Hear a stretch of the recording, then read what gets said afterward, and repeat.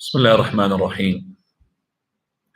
الحمد لله والصلاة والسلام على رسول الله وعلى آله وصحبه ومن والاه. أما بعد. Today is the 9th of Safar 1447 and it is the 3rd of August 2025. Topic at hand is the paradise and hell in the light of the Quran and the Sunnah, and it's episode number 11. And the person who recites for me, he didn't know that today the class would be early, so he just apologized. So I would do my own translation, inshallah. And last thing that we have covered was the people will enter paradise from the poor predecessors. Poor predecessors mean the poor companions. Prophet of Allah said, Inna fuqara al-muhajirin, the poor people of the immigrants, the ones who immigrated from Mecca to Medina, or most of them they were poor because they left their money in Mecca, they couldn't bring it. They will enter paradise on the day of resurrection before the rich ones. The rich ones, whether the rich ones of any Muslims or the rich ones of theirs. They'll enter paradise before the rich ones by 40 years. And another hadith where the Prophet ﷺ, he said that they will enter paradise, those poor immigrants, remember they asked from the Sahaba, before the rich ones by 500 years. And the Prophet ﷺ told us why. One of the hadiths, when he said, this is Hadith Abdullah ibn Amr, do you know the first dispatch that will enter paradise from my ummah? Abdullah ibn Amr, he said, Allahu wa Rasuluhu. Allah and His Messenger knows best. Even if he knows the answer, he would say Allah, His Messenger knows best. He said, Fuqara al-muhajirin, the poor amongst the immigrants, believers. He will come to the day of resurrection, to the door of the Jannah, and they will call for the door and the gate to be opened. And the ones who are the guards of the gate, they will say to them, have you been finished your accounting? I mean, how come you're too fast here? How come you came here? Did you get your, first of all, did you go to the Mizan? Did you go to all of that? Have you been accounted for it? Did you go pass through the reckoning already? They said, well, with what we're going to be accounted for? Maybe we don't have any money to be asked for. For verily, our swords were on top of our necks, meaning we're always holding the swords in our shoulders ready, fighting always for the sake of the cause of Allah until we died upon this. I mean, the person who is going to be questioned is the one who's got things that he's supposed to do, money, all of that. These people, they don't have money or property. All the time fighting for the sake of Allah. So when the angels, the guardians of the gate, we already finished your questioning. Well, why should we question? Why we're all the time been fighting for the sake of Allah. So they will come to the Jannah and stay in it 40 years before any other person steps his foot into it. Sahih al-Bukhari, on the authority of Usama ibn Zayd, the Prophet he said, I stood against the gate of paradise. Most of the people who entered it are the poor one, al-masakeen. As for the ones who are rich, they are locked up. They are really just been held back. As for the people of the far, they've already been told to go to the far. And those are the people who are the rich, they are from the believers, but they will not enter before the poor. So this hadith tells us one is 500 years and one of them says 40 years. Which one is correct? Scholars have tried to give a number of interpretations. The one which is at hand at the moment is the interpretation of Ibn Hajar al-Asqalani rahimahullah, which can be closer to what can be reasonable. And that is, you see, the poor amongst the immigrants in terms of taqwa wise, they vary. And also the rich who are going to enter paradise from the believers, they vary as well, who is better and who's not better. So between the top of the believers, the pious who's from the immigrants, the poor person, top one, and between the last in piety from the rich ones, this can be 500 years. And between the one, so this is five. So between the first pious person and the one who is the least from the rich people, that's 500 years. But the ones which are closer, the ones which is the last in piety of the poor people, will enter paradise first before they reach. And the first in piety, strength, from the rich ones, they will be 40 years. And the other ones will be in between. You understand that? So imagine the poor people, they've got top and you've got the bottom. And the rich people, when I enter after them, top and bottom. Between the top of the rich and the bottom of the poor, 40 years. Okay? But between the top of the poor and the bottom of the rich, that's 500 years. Yeah? Understood? That's how the most, you could say, reasonable interpretation, how we can reconcile between 500 years and 40 years. Now, there's a chapter here says, first three will enter paradise. This hadith, our Shaykh al-Albani makes it more authentic. Whether it's in Sahih Targhib, he doesn't make it authentic, or the Sunnah Tirmidhi, and that is the martyr and the afif al-muta'affif, the one who protects himself and he will not, go into fornication, and he will protect his family, and a person who is a slave who had worshipped Allah in the best of ways, and also he was very sincere advisor to the ones whom they are his masters. And that is, as I said, hadith which is not authentic. Coming to the following chapter, chapter 7, the sinners amongst the believers who will enter paradise. First, okay, branch. Right, now I've got two people coming in. Right. First time I'm using, by the way, the mobile as my tool here. So the participants, I could just get us to unmute. Right. Just wait a second. Or the people who are onto the Zoom, they need to go to the YouTube. They could hear my sound. I'm going to put here. I'm going to be listening to myself. Yeah, it's okay. It's okay. It's not really not much. Okay, right. So the participants here, I need to make sure they come in. Okay, more captions.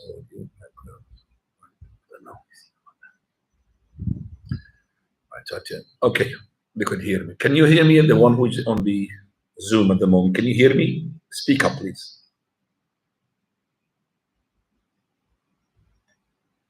Okay, I'm going to ask you to unmute. Speak up, please.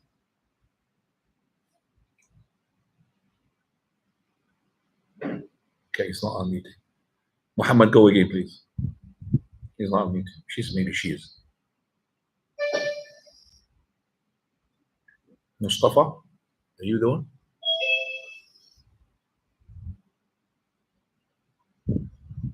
Muhammad, right.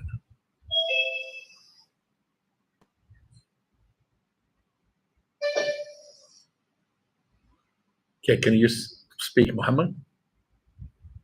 Can you unmute yourself? Speak, can you speak, please? Hello. I believe you. Definitely. You don't have to go out because it could just make you in control. You could admit them, you understand me? You could make a co-host. He'll help me this.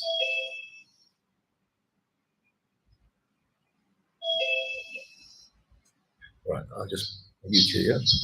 Okay, right. Where's Muhammad? Muhammad, can you just unmute yourself? Yes, please. Jazakallah khair. I'm going to make you Muhammad as the co-host. That's it. You're a co-host now, okay? You could mute and unmute later on, all right, for the questions. This is the first time we're starting this.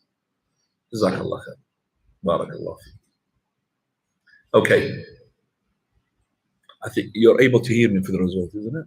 Can you just don't talk, not unmute yourself. Just, can you hear me on the Zoom? Not from me. Just put the Zoom in your ear. Can you hear me talking? No.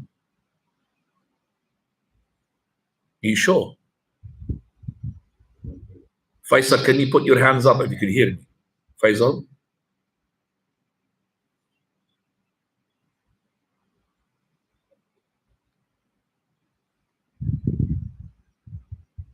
Faisal, can you put your hands up? Can you hear me, Faisal? Okay, so you can't hear me. No?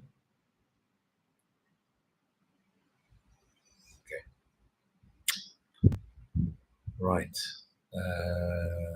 Microphone, audio settings, noise reduction, noise removal, original sound. Okay. Other note. Okay. Right. I'll just make this here. Can you able to hear me now? Yes. Yeah. All right. Yeah. For those, can you just ask on the Zoom? If you want to ask a question directly, you could go to Zoom, but you could go directly as well to my YouTube channel. It's going to be like this all the time, all the classes. So I'm using the phone as for the Zoom, and my main screen is going to be for YouTube. Much more better quality. That's what it is. طيب إخواني. I'm sorry about that as well. Okay. Coming to the first, which is the sinners going to enter paradise. First, they're going to be coming out of the hellfire. How? Prophet ﷺ said, as for the people of hellfire, they will not die, nor they will live. That means continuous. But there are some people who are believers, but they were sinners. So the hellfire will make them to die, and until they become charcoal, coal, burnt, then the intercession will be given the permission to go ahead. So they will come groups, and then they will be sent to the rivers of the Jannah. And then it will be said, O people of Jannah, send them water. You have to, Muhammad, get them inside, admit them. If you just go to the settings of that Zoom and make it, as soon as he comes in, to come in, there is settings there. I just admitted it. So these people of Jannah will start putting water onto those being burnt, and they will start growing up. Just like the seed, if you put it into sand, and it will grow.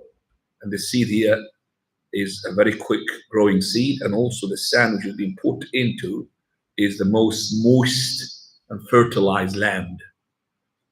Also, the Muslim of Prophet in the hadith, he says from Jabir ibn Abdullah, Prophet says, there's a people who will be burnt into the fire, except for their faces. And they will enter paradise. Can you just make them enter, Ya Habibi Muhammad? Go to the participants. Make them to enter. Yes? Yes, now you know. They will be entering health, they will be in the fire, burned except for the faces. Okay? And they will be taken out and they will be put into paradise. The people of paradise will call them Al-Jahannamiyun, the Jahannamis, the fire, the hellfire peoples. Okay? Hellfire, Al-Jahannamiyun. Also, Prophet ﷺ, he said, with the intercession, the people from the fire will come out. Those are the believers or the sinners, like a baghabis. Baghabis here could be like, cucumber. Okay. Kathas, or same as a cucumber, meaning straight forward, erected.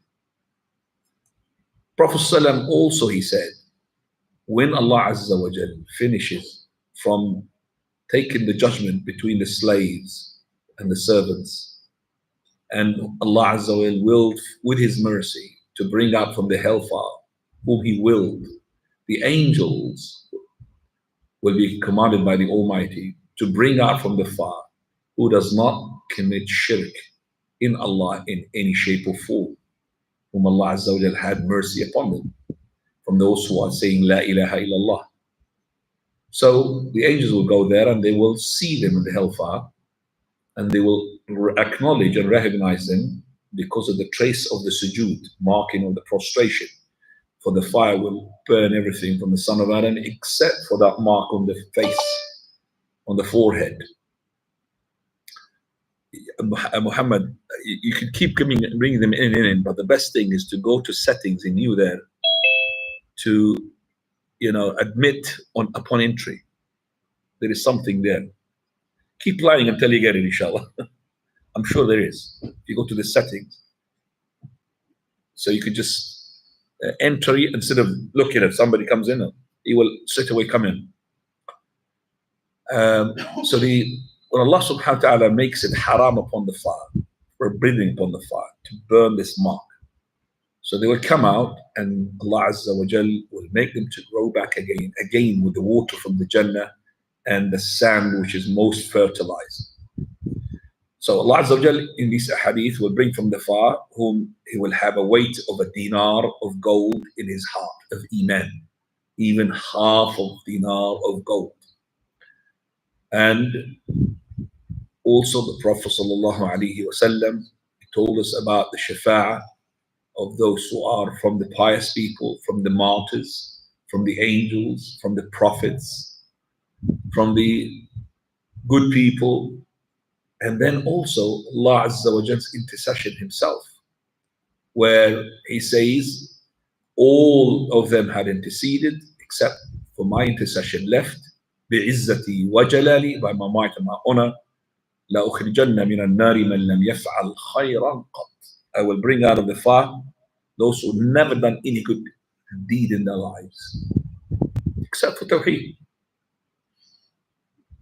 And that's what the Prophet said in the Hadith al-Qudusi, when Allah Azza wa Jalla, He said, Yabna Adam, O son of Adam, if your sins is to be as far as the clouds, and you hoped and you asked for my mercy, I will give it to you. O son of Adam, if you call upon me, I will fulfill your call, and it will not affect me. O son of Adam, and that's for the quotation here. If you to bring me with earth filled with sins, so regardless whatever sin it is, but as many as the earth filled, but you met me associating nothing in my worship. That's the whole thing. No shirk, tawheed. So no good deeds you've done, all of it bad deeds. I would come and meet you with the earth filled with forgiveness. So the most important thing, get your tawheed correct. Now we're coming to a very important topic, which is what are the firaq, the parties, and the parties of the ones who are deviated from the Ahl Sunnah wal Jama'ah. What is their stance regarding the Shafa'ah? Do they believe in the Shafa'ah? Khawarij and Mu'tazila, the well-known. Khawarij and the Mu'tazila are just like this, 180 degrees between them. Khawarij, they are the ones who say that if a person makes a sin, it will take him outside the fold of Islam. And the Mu'tazila is the opposite, which is called the Murji'ah. They say regardless of what you do from the sins, it will not affect your Iman. Your Iman is still as strong as the Iman of Jibreel alayhi salam. Regardless of what other sin you do. لا يضر مع الإيمان معصية. Nothing will affect your Iman. And the other one says no. If you do a sin, you're outside the fold of Islam. What is the problem in their approach here? Is that they treat the Iman as a one lump, not parts. Where Ahl Sunnah, we have the ayat which talks about Iman goes up, which something goes up, it has to go up. Zadatum Iman, Zadatum Iman, increase them in their Iman. So whatever increases has to as well accept decrease. But doesn't mean when the decrease is gone. Doesn't mean if it decreases, it's gone completely. Still there. But if it's increased, he will not fornicate, he will not drink, he will not do these big bad sins. But when it decreases, he'll start doing sins, and more decreases, the more sins. But not everything goes down, it's gone. Yet it will reach to a point, it might leave. That's the kafir.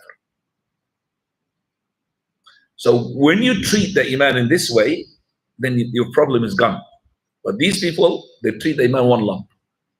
Mu'tazila says, if the sin is going to affect your iman, you finish your iman, that means it's zero. You're going to be kafir. And the other one, he said, well, if you're going to be making sin and your iman is not affected, you're going to be all the time believer. But we said, it goes up and down. So the iman, 5 noons. What is 5 noon? Noon means something word which ends with a noon. So al-imanu i'tiqadu al-janan. Janan ends with a noon. Janan is the heart. So it is the creed of the heart. Okay? The creed of the heart, which is the heart. هي اعتقاد القلب قوله وعمله. The saying of the heart and the actions of the heart. Saying of the heart, which is the belief. The actions of the heart, like fear, hope, okay, those are the love, dislike, the actions of the heart. So that is number 1. And this is the origin. You don't have that, you're a disbeliever. Second thing, قول باللسان. Saying of the tongue. So, saying of the tongue. By the way, Muhammad, you could hear me through the Zoom, yes? Yes, you could hear me? Yeah, alhamdulillah. Second one, and that is the tongue. And end with the noon. قول باللسان, which is لا إله إلا الله. And we don't say قول اللسان عمل. Saying of the tongue is an action. No. قول. Third one, عمل بالجوارح والأركان.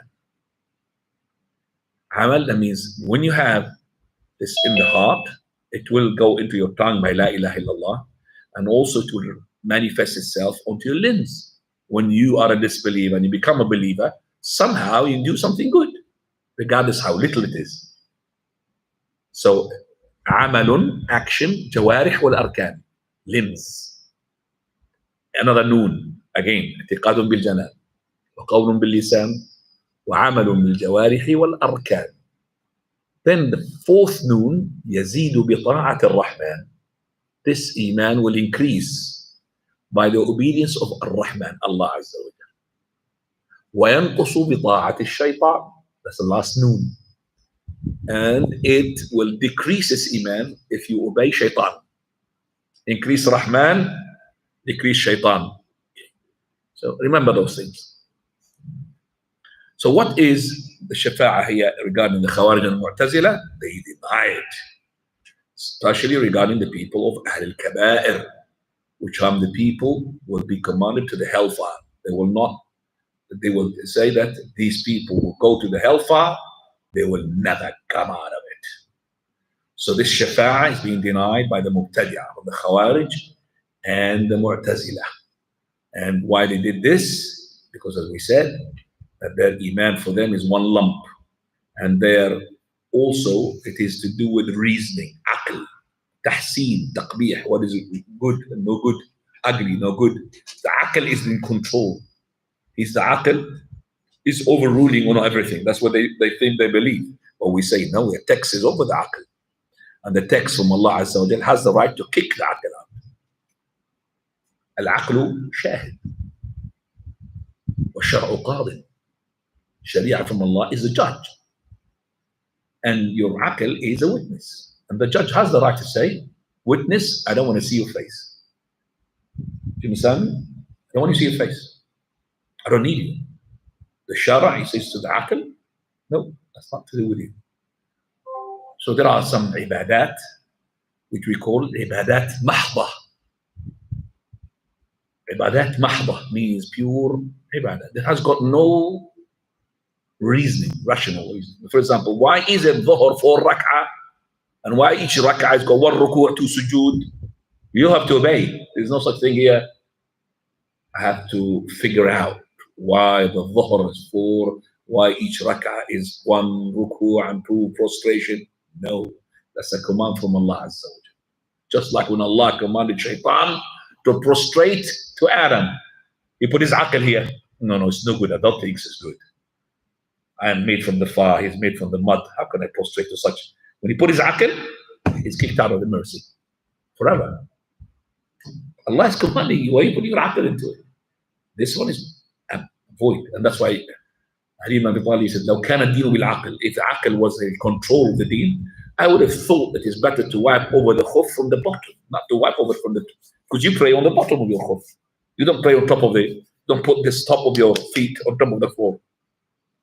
But the aql is there taken away. It's a shara. Mahd. But there are commands from Allah Azza wa Jalla, which we call it ma'qulat al-ma'na. It goes with the reasoning. So, for example, hijab. Why is the hijab not for the man, for the woman? Well, for beauty. Hijab is no ma'qul al-ma'na, because I know, the man, it does not really bring lust. Whereas the woman, she does. What's the proof for this? Well, ask the industrials. When they want to sell something, do they bring a man and they bring a woman? Ask them, they will tell you. The woman who's the one who's going to attract the big people. A woman is want to sell coke, bring a woman, and they bring her like figures and all of that, and they say coke is good for your health. It actually kills you. But with this woman, you don't look at the coke, you look at the woman being brainwashed. That's how they sell the item. And then the women, by doing this, they don't know they made themselves as an item being used to sell coke or whatever. So this is why the hijab is for them to cover their private parts, and those parts which will make you as a human being, to look at her as a human being, not to look at her as a sexual object. So it's ma'qul al-man. So remember, when you wanted to make a verdict, or you want to make which is halal or haram, first of all ask, is this ibadah ma'qulat al-ma'na, or ma'qulat al-ma'na is rational, is it reasoning, there's a reason behind it, or is just mere worship? If it's mere worship, you don't question. Khalas. Right.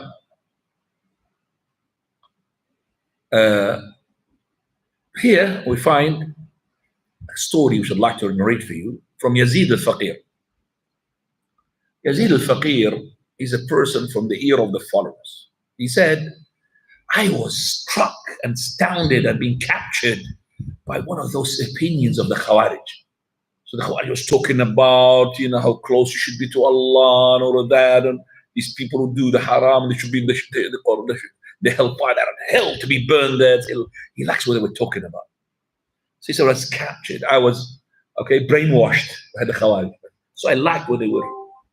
So he said, one day we came out as a group heading towards Hajj. Look at this. After Hajj, then they would go out, killing the people. Making sure that only, like the mices in the ISIS, exactly like that. First of all, we'll make Hajj, holy Hajj, and then we'll make holy slaughtering of the people. Okay? After that, we'll start killing. If you are with me, I will spare your life. If you're not with me, I'll kill you. That's the Khawarij. Khawarij is the worst on the believers. They start with the believers before they start with the disbelievers. So he said, we just went to Hajj. And we said, go to Hajj, and then after that, we'll come out to the people and test them, maybe examine them. So we passed on to Medina. So on the way, it was like in the area of these Iraq and all those areas. So he went to Medina first, and then they went to Mecca. They passed from the north to the south of Mecca. When they went to Medina, there is a person called Jabir ibn Abdullah, a companion. He lived for a long time. He was blind. He became blind later on. Jabir ibn Abdullah. And he was sitting next to a pillar, which is the Prophet ﷺ, in the Masjid of the Prophet ﷺ. So he said, hadith from the Prophet of Allah. And this hadith talks about al-Jahannamiyin.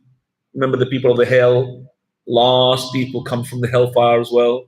Allah Azza wa Jalla, with intercession, the people bring them, and the people call them Jahannamiyun, and bring from the hellfire.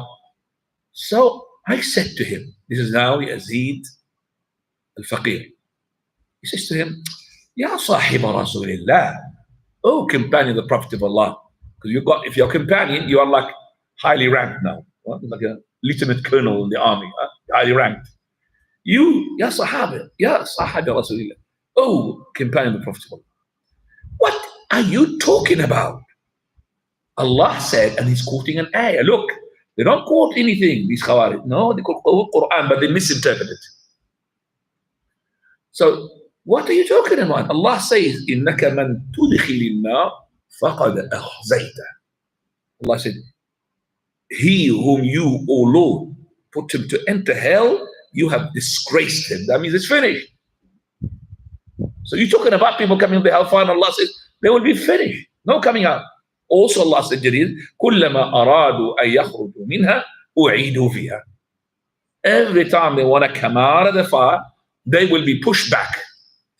So what are you talking about? These people that cannot come out. This is hadith. Talking about the Prophet of Allah saying that the people from the hellfire are going to come out of the fire. What are you talking about? So he said to him, أتقرأ القرآن? Do you read the Quran? So I said, yes, of course. Yes, of course. So did you hear about مقام محمد صلى الله عليه وسلم الذي يبعثه الله فيه? Did you hear about where there's going to be a special event and place, and also something being given to the Prophet of Allah? Maqam. When we say the adhan, وَبَعَثُ مَقَامًا مَحْمُودًا الَّذِي وَعَدْتَهُ. Send him to this maqam al-mahmud, the praiseworthy maqam, الَّذِي, which you promised him, O Lord, which is the maqam which we intercede. Did you hear about that? He said, I said, yes, I've heard about that. He doesn't, these Khawarij, they're truthful, brother. They're not lying like the Rawafid, more worse. Shayateen. These people, truthful, but they went to ayat which Allah had put regarding the kuffar. They implemented them regarding what? The believers. They've used them against the believers, not to the disbelievers. So he said, yes, I've heard about this ayat. So did you hear that the Prophet ﷺ, in this maqam, in this, Allah Azza will make him to bring out from the fire whoever he brings out? And then he started talking about the sirat, bridge over the fire. Okay, and look at this. This Yazid Faqih, he said, and he mentioned things, and I'm scared to mention them because maybe I will make a mistake. They are truthful people. I don't want to mention them because I might say something that the man did not say. Look how they are sincere in what they're doing, these Khawarij. Do you understand me? They're sincere. They believe they are upon the haqq. So I'm just worried. But he had just claimed that people will enter the fire after they are all in it. They're going to come out. And they will be like Idanus Samasin, sticks made of Samasin. And they will enter the river of paradise, be washed, and they will come out like Al-Qaratis, meaning like the books to be written. I mean, new. So you dip something, old becomes white, clean, new. Because they're charcoal, remember, they are burnt. So we came to talk to each other. I said, Wayhak, move to us. Do you think that this old man, this sheikh, this Sahabi is lying against the Prophet, is forging a hadith? So all of us took out that sort of ideology that we have adopted. All of us. Except, one. There's always one. So all of us left this ideology except for one. SubhanAllah. This reminded me of the story which was said by one of these people who are adapting. He's a sheikh now, and he mentions this story. And he came to this country, he told us our story as well. So this Dr. Basim Jawabra, he said that we were upon the takfir. Upon the takfir. Until we met Sheikh Al-Albani. That's well back in the early 80s. More than 40 years ago. So we met Sheikh Al-Albani. And we were with him for 3 nights. And we're arguing with him. 3 nights. Even we argued from the Isha until Fajr. Sheikh, he said, I know you don't want to lead me to lead because you treat me as a kafir, but I still treat you as a believer. The Khawarij, I still you're Muslims. You lead. It's in his house.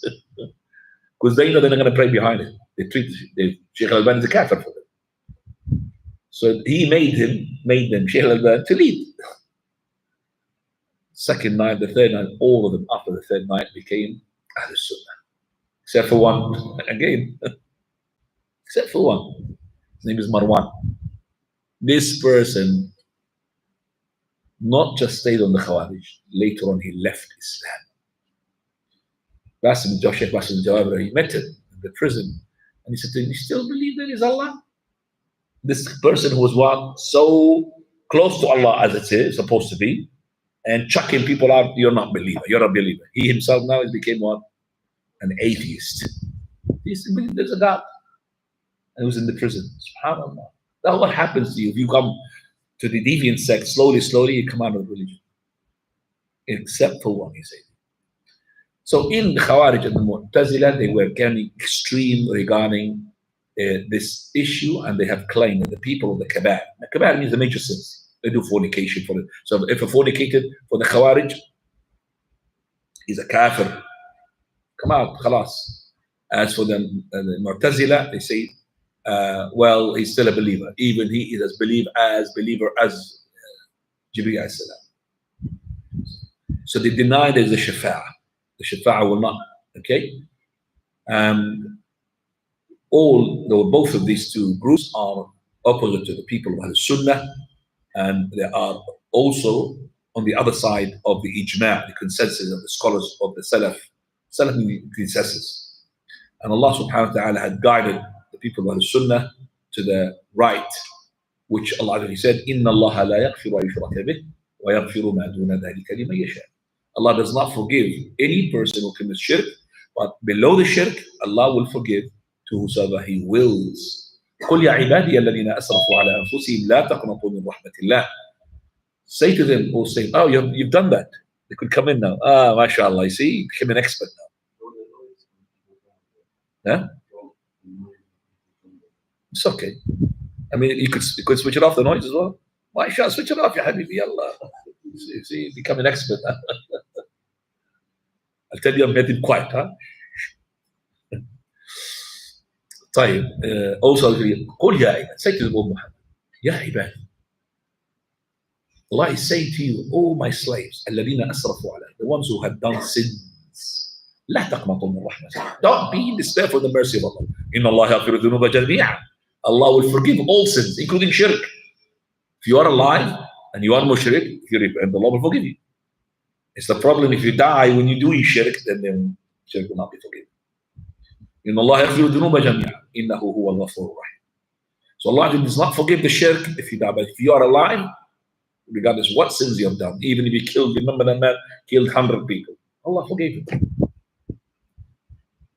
وَالتَّائِبُ مِنَ الذَّنْبِ كَمَنْ لَا ذَنْبَ لَهُ. The one who repents from the sin is like he hasn't done the sin. Now, what is the Khawarij proof regarding that the Shafa'ah will not take place?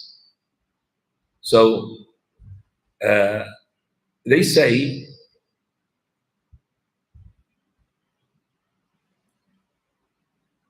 tell you what, because it needs to be a lot of reading here. I'll skip that. Because why should I know? Why should I really bother you? Why it is the proof, which is the wrong proof they use, those people.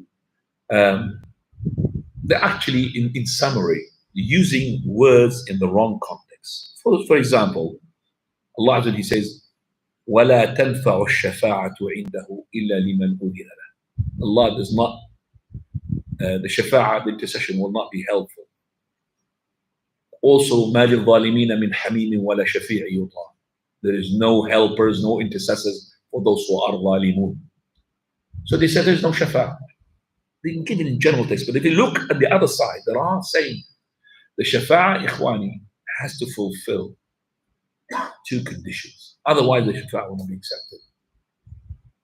Number one condition is that the shafa'ah is for a person whom Allah permits you to take shafa'ah. So the kafir, You will never be able to make shafa'at. Even the Prophet Muhammad who is the biggest intercessor after the Almighty Azza wa Jal, he can't intercede to his uncle Abu Bakr. Why? Abu Talib. Abu Bakr, uncle Abu Talib. He cannot intercede for him. He died upon shirk. And he couldn't. Yes, he took him out from the bottom of the fire to the low, shallow fire, but still in fire. Why in the shallow? Because still the kuffar as well, they're not going to be at the bottom of the fire. Kuffar, the good kafir, bad kafir, but it's still in the hellfire. So Allah will not, from His justice, we're not going to make that evil kafir, disbeliever, to be in the same level of hellfire and punishment as the good kafir.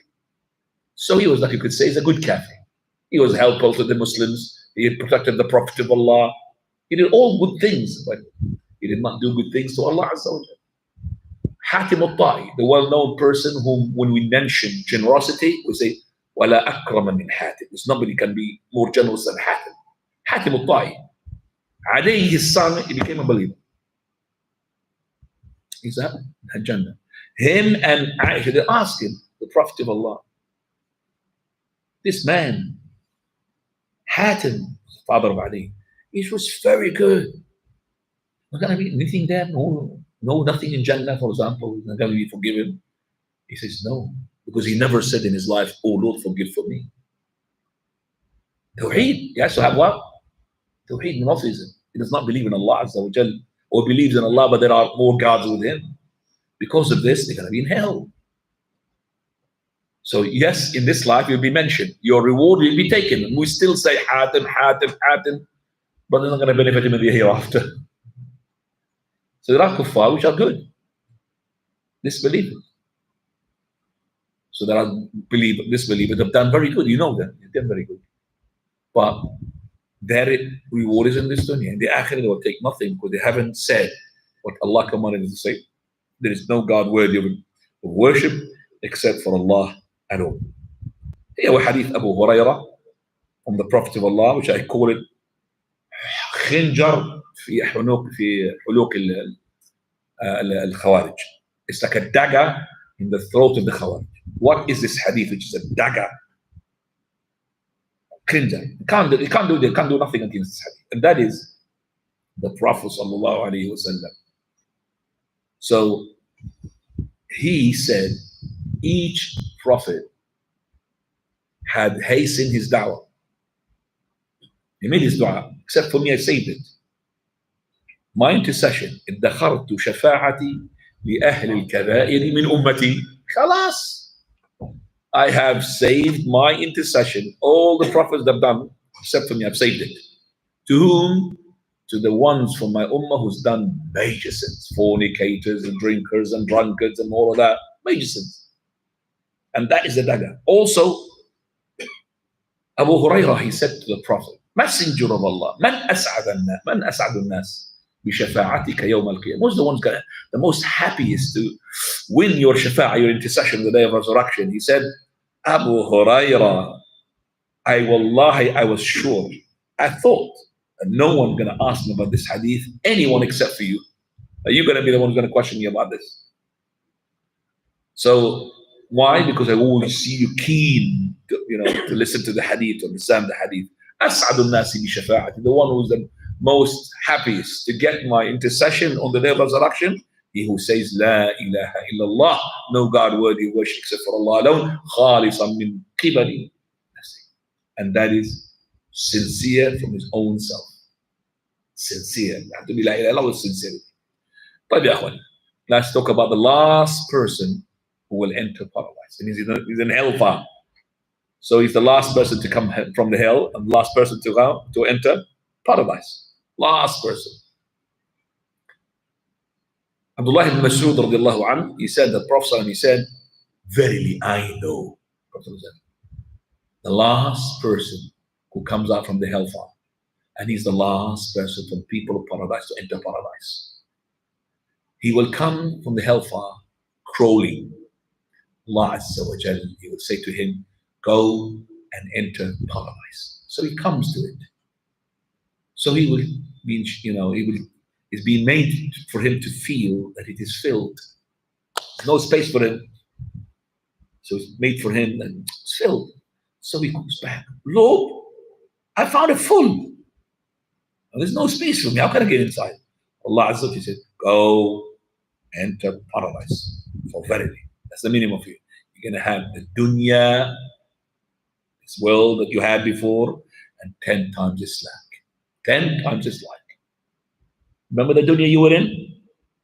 How many cars you had and how many houses? 10 times its like. The dunya is not what you were, because you could be poor, that person. No, we're talking about, let's say that he had, at this time, the most richest person. What did he have in that dunya? You're going to have 10 times as that. 10 times. He comes from the era of the camels, the richest man at that time, it will be 10 times. It comes the leader from the space shuttle, okay? 10 times. Remember, each one according to where he can be. Because if a person, you take him from camel and then you give him a space shuttle, he says, what am I going to do with this? He doesn't know it.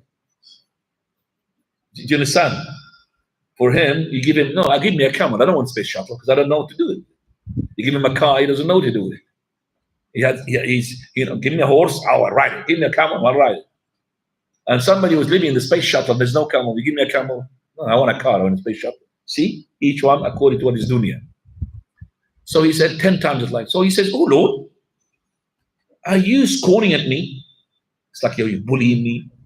This is not really that. And you are the king. You take me 10 times as like I am the last. I don't deserve it. I'm the last person to come from hell. 10 times it's like I already found Jannah is filled. So he said, the companion, radiallahu anhu, Abdullah said, I have seen the Prophet of Allah smiling until his incisors were showing. So he said, verily, this is the person who is the minimum of the people of paradise. Minimum. He's smiling. The minimum is going to get 10 times as, what he was living in, 10 times as like. Smiling. Also, the hadith, which is a narration of Imam Muslim, Prophet ﷺ, he said, I know the last person who comes out of hell, and a man who has coming crawling will be said to him, go to paradise. So he comes to enter paradise, and he'll find that people already have taken their palaces, their houses, and their dwellings. So it will be said to him, do you remember the time you were in? He'll say, yes. The one who came from the hellfire, yes. Say, okay, make a wish. So he started, yes, I want this and I want this. Remember, he's a camel, I want a camel, a car, I want a car, a space shuttle, I want to do whatever. Okay. And he says, okay, whatever he said, and 10 times it's like, oh Lord, are you making a joke of me? And you are the king. 10 times all of that. So the Prophet ﷺ was smiling until his incisors, when he was narrating the hadith, was shown.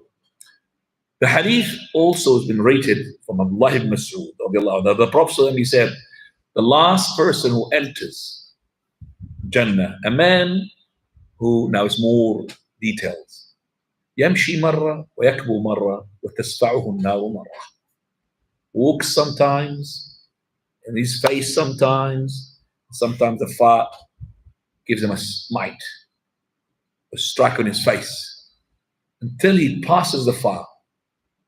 So he would say, Tabarak alladhi najani. Glorified be Allah Azza wa Jalla that he had saved me from you, from this fire. This came out of the fire. Allah Azza wa Jalla had given me something he's never given, the first or the last. Already just passing the fire, he thinks he's on top of the world. Nobody had got the same. Just by passing the fire, alhamdulillah, Allah gave me something he's never given anybody before or after. Then he will be shown a tree. In the distance, there's a tree there. See, oh Lord, make me to get closer to that tree so I could really get the shade of it and a drink from the water which is next to it. So Allah Azza wa Jalla said, oh son of Adam, if I get you to that tree, would you ask me anything else? He would say no. Allah knows he's going to ask. No, Lord, I'm not going to ask you. But just get me closer to that tree and drink from that water. And he will give him his word. I will not ask you anything else. And his Lord gives him the excuse that he will ask him. He will not be able to hold himself. He's given all his words. I'm not going to ask anything. So when he's there and he is in the shade of that tree, drinking its water. Another tree, which is better than the first tree, come out for him. He forgets now the covenant that he gave to Allah Azza wa Jalla. Says, oh Lord, get me to that better tree. I want to drink from its water, shade myself with the shade of it. I'm not going to ask you anything else, I promise, and all of that. Son of Adam, didn't you give me your word? You're not going to ask me anything else. Yeah, well, maybe I will get you now to the second one. You're not going to ask me something else. So he said, no, I will not. I give you my word, I'm not going to ask anything else. And his Lord still giving him the excuse that you're going to ask more. Because he could see him that he can be no patience to hold himself for what he's seen. So he gets into that second tree, which is better than the first tree. He gets in the shade of it, drinks from the water. Then another tree will be raised for him next to the gate of paradise. And it's better than the first two trees. Oh Lord, get me closer to that tree, which is close to the gate of paradise. Let me shade myself in it. Let me drink from the water. I will promise you, I will not ask you anything else. Son of Adam, didn't you give me your word? Allah is saying, you're not going to ask me anything else. Yes, Lord, I will not ask you anything else. Just get to that tree. And Allah pardons him. He knows he can't have patience. So he gets him closer to that tree, which is close to the gate of paradise. When he is close to the gate of paradise, he will hear the people of paradise in paradise. Now remember, there's a fence between him and that paradise. So imagine the gate, the fence, and the tree next to the gate. So you can hear the people, splashing water, happy, and all of the noise. Your Lord, make me to enter paradise. Promises, gracious promise. Make me to enter paradise. Oh, son of Adam, what's going to protect me from you? From your request and request. Okay. Are you satisfied? Shall I give you the dunya that you were in, the world that you were living in, and similar to it? He said, oh Lord, are you making a joke of me, laughing on me? I'm not going to say bullying me, maybe taking the mick, maybe it's not good, suitable to Allah Azza wa Jal. So, subhanallah. And he said, you are joking on me, oh Lord, and you are the Lord of everything. Allah ibn Mas'ud, he laughed, smiled. So he said to the ones who are listening, aren't you going to ask me why I'm smiling? They said, okay, why are you smiling? He said, because I've seen the Prophet about smiling. So the companion asked, Messenger of Allah, why are you smiling? He said, because Allah smiled. Suitable to His Majesty. So Allah smiled from the request of that person who said, just get me closer. And the Prophet of Allah smiling, wishes of Allah suitable to His Majesty. We don't know how. I would smile, your face goes like this, your teeth is a bit showing sometimes, and something, and the heart is attached to it. Nothing to do with Allah. Creator. Okay? But He smiles. Smile suitable to His name. Why? Because He is Lord. Smiled when the man said to him, oh Lord, are you taking the nick out of me, and you are the Lord of everything? So Allah, He says to him, I am not bullying you. I am not making a joke of you, but I am able to give whosoever I will. I'm capable of giving whosoever I wish, whatever I want. So this hadith, as I said, it's got more details into it. Regarding the last person comes out of the hellfire, first person will enter paradise. There's another hadith which is the same, but Allah, when He says to him, go on, wish. He starts wishing and he forgets. So Allah starts reminding him, I remember the car, I remember the story, I remember. So He's reminding him because he wants to ask and ask, he might forget. Allah says, no. So wish for that. Allah is reminding him, helping him to remember. Okay. Then he will come to his house. His two wives from the Hur al-Ain, virgin of paradise, will come to him. They will say, Alhamdulillah alladhi ahyaka lana. Praise be to Allah that He made you to be alive for us. Wa ahyana lak, and made us, both of us, alive for you.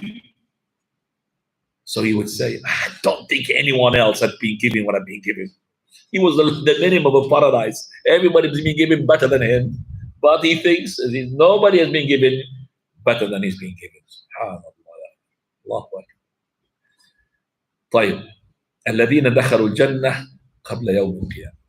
This is a chapter which says the ones who entered paradise before the day of resurrection. Who are these people who entered paradise before we come to the day of resurrection? The first person from a human being who entered paradise before us, Adam. Allah said, وَقُلْنَا يَا Adam. We said, "Oh Adam, uskun, reside, take a residence.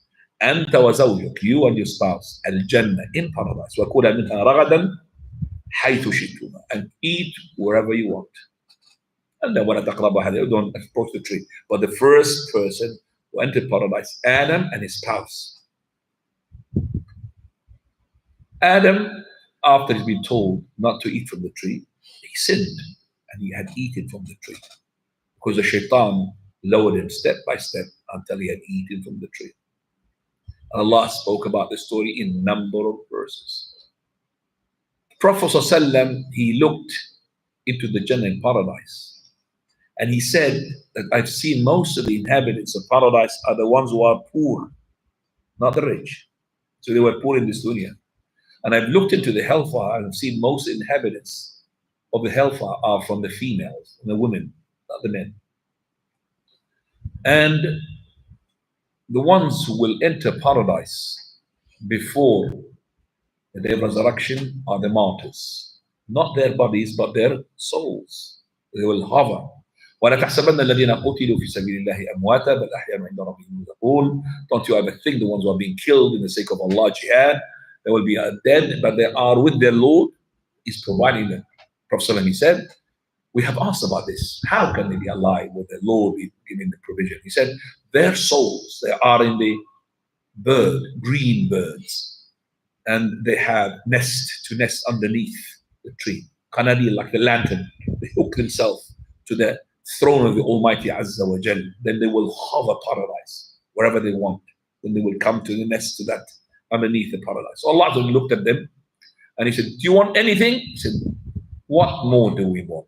We got everything that we had. We could have a paradise, whatever we want. So he asked them 3 times.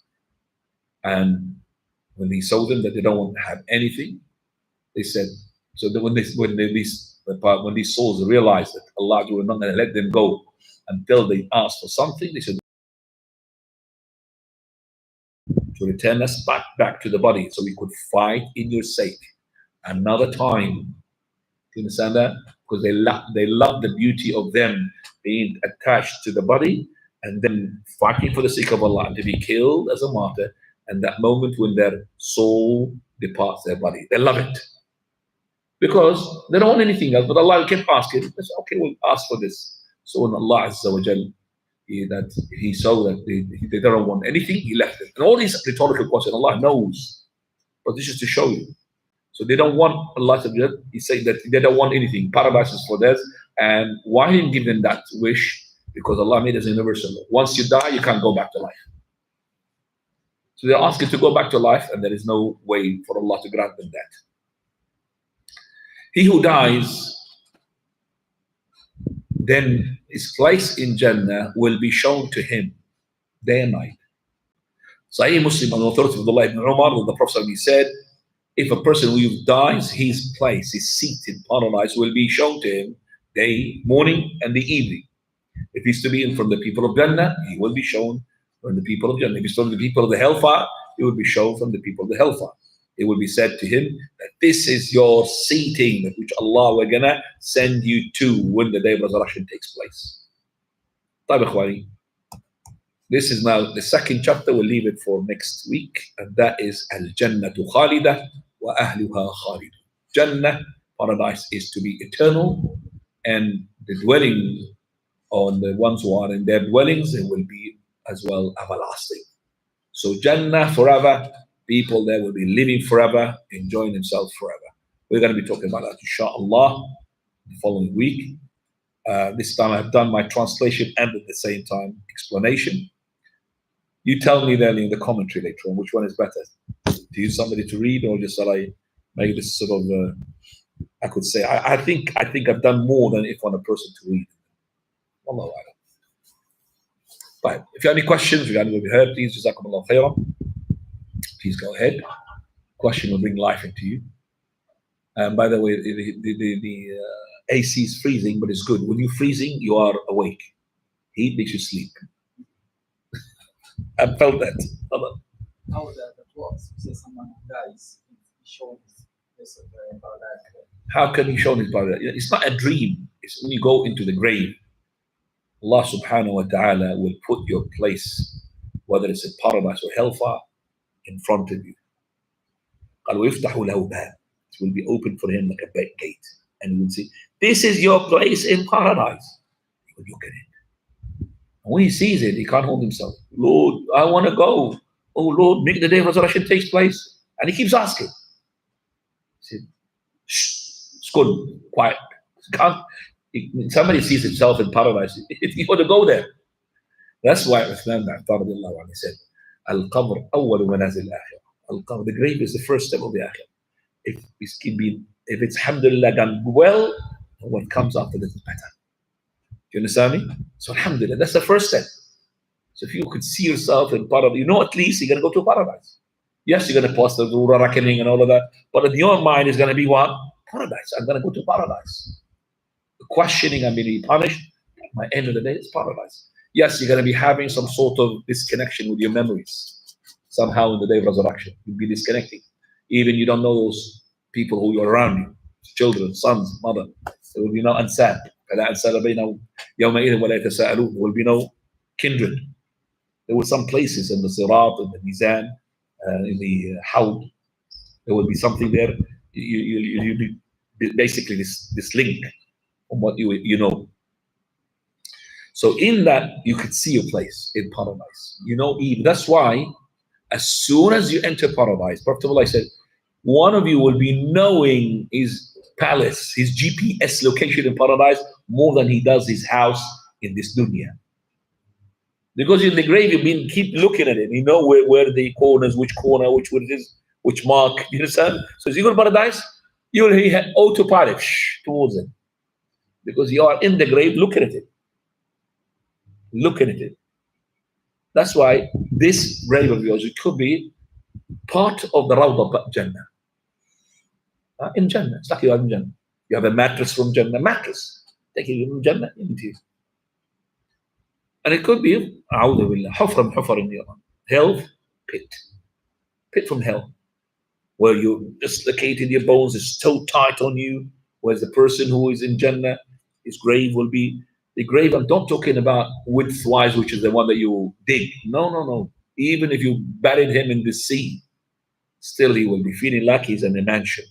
His grave is really wide and spacious and light and nice, mattress there, smell of the fragrance of paradise coming to him, everything. Even if he's been swallowed by the fish, by the whale.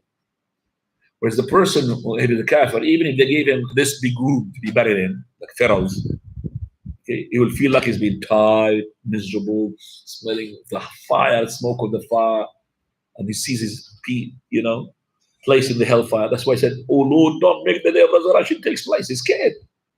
He's going to go to that place.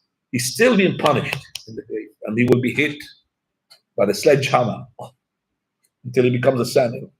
Cries, awful cry, hit. So he will be as well punished in the grave. But the punishment in the grave is nothing compared to the punishment in the hellfire. That's how he will say, don't make the hour to take place, and I will, satisfy myself with this punishment in the grave rather than go to that one, which is in hellfire. Well, yeah.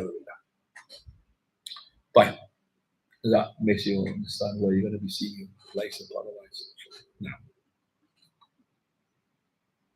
anybody else, Ikhwani? Do you have any questions from the brothers online? Put your hands up, Ikhwani, and then we'll have the expertise, Muhammad. Now we will give you the go ahead to unmute yourself.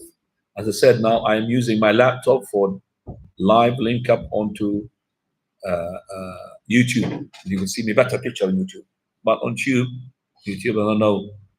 There's a chat line here, which I don't have anybody there on the chat line to see if you question. But you could use Zoom to ask any question. Do you have anybody? Go ahead, make it to. Let's just put them there. Hang on a second. Yalla. Is he asking? Wa alaikum salam. See, mashallah. Yes, I'm listening. So I can't hear you, Sheikh. You can't hear me. That's the problem. You're speaking, but it's mute. No, it's not mute. I know what is happening here. Say, sister, you can't hear me because the problem is if I put this, now you could hear me. If I put your voice there, okay, what shall I do? Speak. Assalamu alaikum. Yeah, you're speaking from the phone. If I put this, it takes the microphone. I have to really figure it out. I think in my phone, I mean the outside microphone or the inside microphone. So I need to play around with it now. But not now. Okay, go ahead. So my question is about traveling. If you go from London to Manchester for one day, or you go from London to Manchester for a few days, are you considered a traveler, the second one, not the first one? So a person who's gone to the London for one day, that's a genuine traveler. He's gone for a few days to stay there in a hotel, is a traveler. Unless he wants to, to plan to reside, he's still a traveler. So he gone for 2 days, 3 days, 4 days. Some scholars, they say that 3 days, sometimes 4 days. But the correct opinion is, as long as he's not really residing, he's not going to move to London. So he's going to work, and his work asked him to stay for a night, 2 nights, 3 nights, 4 nights, 5 nights. Still a traveler. Prophet ﷺ, he went to Tabuk, and he stayed for 21 nights. And he was shortening the prayer. Traveler. He was waiting for the kuffar, for the Romans. And when he just resided there enough, then he left. So he considered himself not a resident. He stayed there, camping, until the Romans did not show up. And he went back. And he was shortening the prayer. So as long as the person, he did not, settle himself. He's just saying that I'm going, as soon as I'm going to finish when I wanted to finish, and he's hooked to the traveling, then he's a traveler. But once he's settled, then he was a settler from the first day. From the first day. How many days? I mean, as I said, controversial. Best thing to say, person who wants to reside, he will think that he's going to be reside, to stay. Okay? And maybe he will think to go back. And then person who resides always would minimize the cost of his staying as much as he can. He will not rent hotels. He will go to apartments, which is monthly rental. They will buy utensils and start cooking instead of going to restaurants, if you understand. That's a person, okay, who is resigning. And maybe he thinks of to marry a second wife there as well, in that place. Put you in trouble, guys, now. That. Oh, Muhammad is looking at me now. Now. Yes. No question? No. Sheikh, Faisal. I'm next. Yes. Sheikh, in Jannah, we will see Allah. What's the difference in seeing Allah on the day of Jumu'ah versus the other days? I didn't understand when you see Allah Azza wa Jal on other days. Okay. I know there is a hadith that says we will see Allah on the day of Jumu'ah. Is it different from seeing Him on the days other than Jumu'ah? Who said to you they're going to see Him on other days than the Jumu'ah? Oh, Sheikh, I'm just assuming that you will clarify that for us. My misunderstanding, if that's not the case. That's why I just said. That's why it didn't make sense to me. You see, seeing Allah Azza wa Jal makes you to forget about paradise. Paradise is really so good. But seeing the face of Allah, this is the ziyada, the extra. الَّذِينَ أَحْسَنُوا الْحُسْنَى وَزِيَادَةً. The one who's good, they have husna, which is Jannah, and extra. The extra, they said you could see it. Allah is making you like to look forward to see it. Jumu'ah, your date for seeing Allah. Everybody would sit on their couches in Jannah, waiting for Allah to see Allah's face. Once you see Allah's face, that is like the extra bit of the Jannah. And that's once a week, not all the time, all the days. That you'll be different from seeing Allah Azza wa Jal, for example, when He's accounting for you. and you're going to be one-to-one with Allah Azza wa Jal. That's different, definitely. That's a seeing of you relaxing and happy to see Allah's face, and that you are really tasting it, rather than the other one, which is you scared and you don't know what's going to happen to you. You're going to go to paradise, you're going to fail the exam, you're going to pass the exam. Wallahu a'lam. By this, alhamdulillah, subhanakallah, bihamdik. Ashhadu an la ilaha illa anta astaghfiruka wa atubu ilayk. I just got a headache now. Barakallahu feekum. Alhamdulillah. Jazakumullah khair.